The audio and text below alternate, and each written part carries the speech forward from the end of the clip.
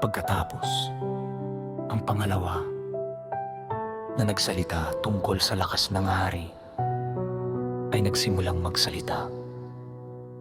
O kayong mga lalaki, hindi ba't ang mga lalaki ang nangingibabaw sa lakas na nagahari sa dagat at lupa at sa lahat ng bagay na naroroon.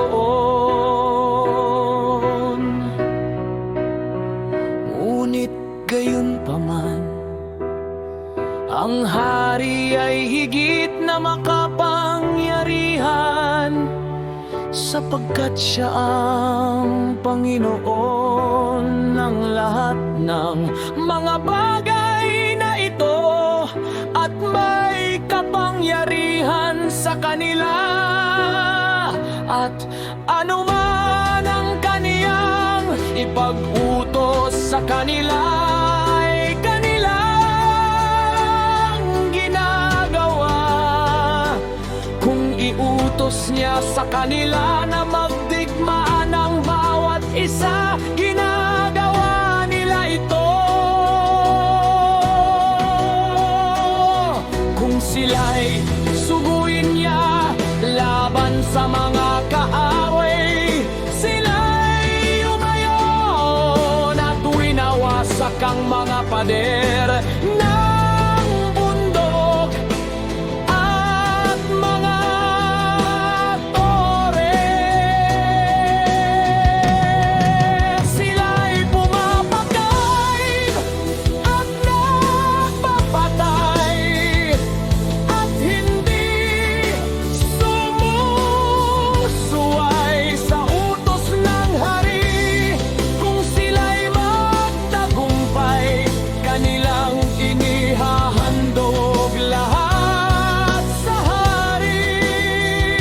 Maging ang samsam, gayon din ang lahat ng iba't mang bagay. Gayon din naman sa mga hindi sundalo at walang kinalaman sa digmaan, kundi gumagamit sa pagsasaka. Kapag sila'y mag-ani na muli ng kanilang inihasik, kanilang inihahatid dito sa hari, at pinipilit ang isa't isa na magbayad ng buwis sa hari. At gayon pa man, siya'y isang tao lamang. Kung iutos niyang patayin, pumapatay sila. Kung iutos niyang kahabagan, kinakahabagan.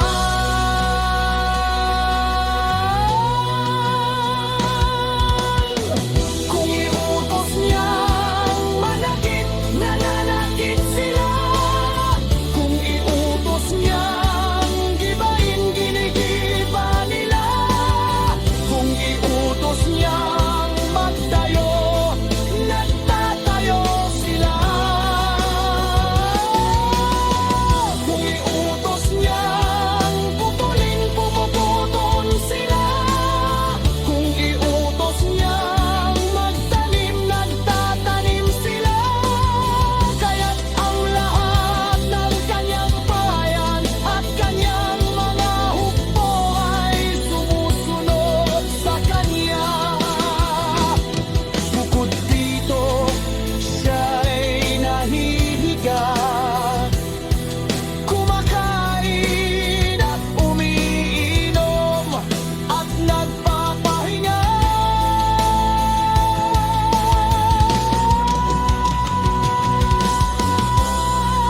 At ang mga ito ay nagbabantay sa palibot niya, at walang sino mang makaalis o makagagawa ng sariling gawain, ni sumusuway man sa kanya sa anumang bagay.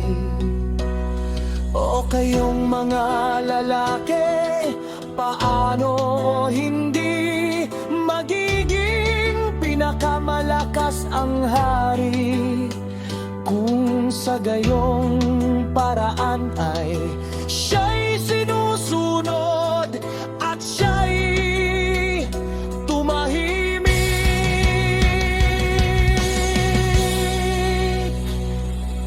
Pagkatapos, ang pangatlo na nagsalita tungkol sa mga babae at tungkol sa katotohanan, ito si Zorobabel. Ay nagsimulang magsalita.